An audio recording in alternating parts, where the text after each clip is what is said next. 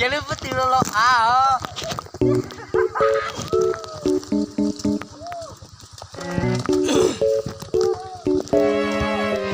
nhớ rằng ít trồng cung dừa đó tại vì nó bé mù và nó cho nó mà nó nát tiêu cái đó tôi chấp rồi. Chào tất cả anh em nhá. Hôm nay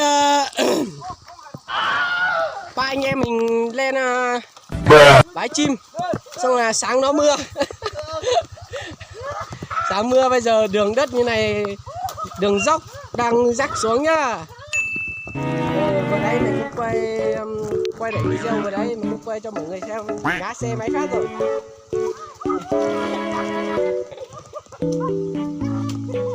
Nope.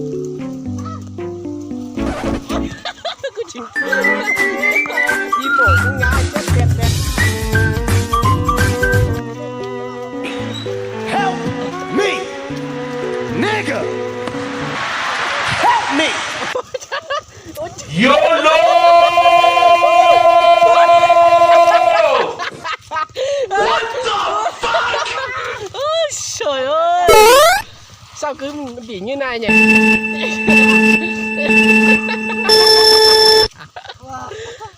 Oh baby, it's triple! Oh yeah!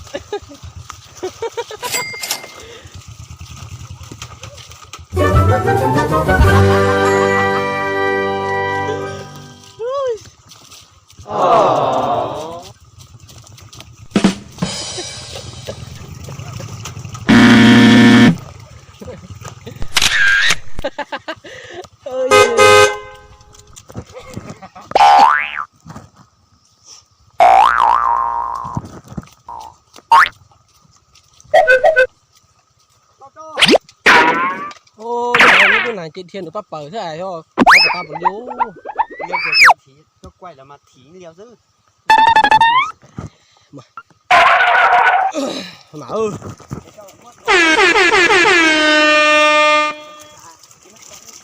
đi từ từ nhá, mấy cái đường này không ăn được đâu, ăn chết đấy.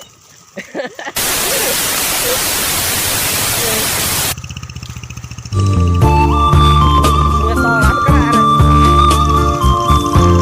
Đây là mưa rất to. Đường thì ngã chân, ngã xe khoảng 5-6 phát rồi.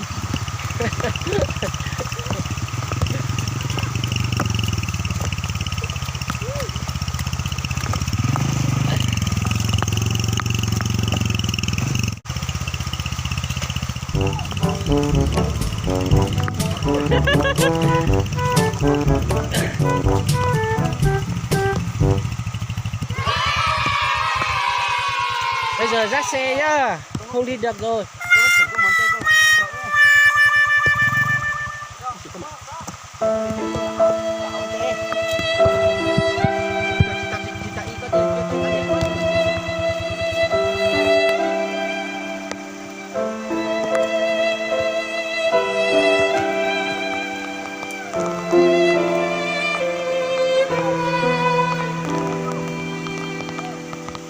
Ôi giờ chào tất cả anh em, bây giờ đang dắt xe. Sáng nay thì rất chi vừa khổ vừa đáng cười.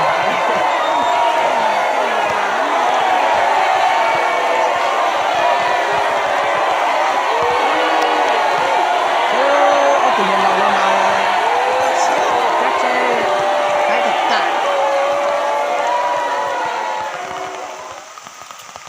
Ai cha mà màn to thế hả? Ôi trời ơi, làm sao ấy? Ôi ơi. Không được đâu. Không được đâu, như này thì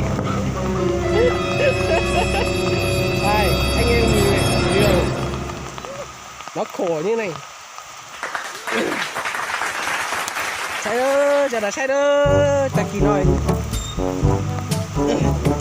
một chùa này. Ta kỳ nó mà chùa hay bốn chùa thế bốn mắm lẩu xứ đó.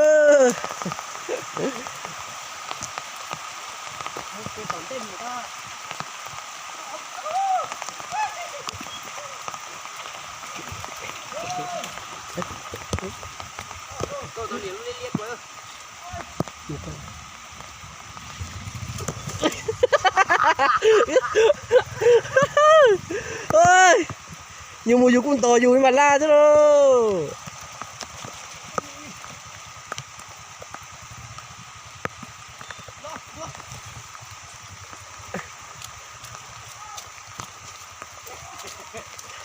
mới chết chết không đi đâu đi đi có một cái ruột chua chăm muốn ơi cháu thế cháu thứ ô thằng này đi xe chơi một cháu ơi chúng thật tôi chết rồi chúng với con à ai da chúng rồi con à bằng bạch kìa ô trò tội thiệt kìa giờ rồi ai da chơi một tay ít gì chứ thế chúng đây chỉ kia mà nó muốn nổ kìa nó không có tố đó phải lửa giờ rồi cái lo át ta gì ở tại bé chín giống và ta chỉ và ta chỉ dọc theo cho nên sẽ được sai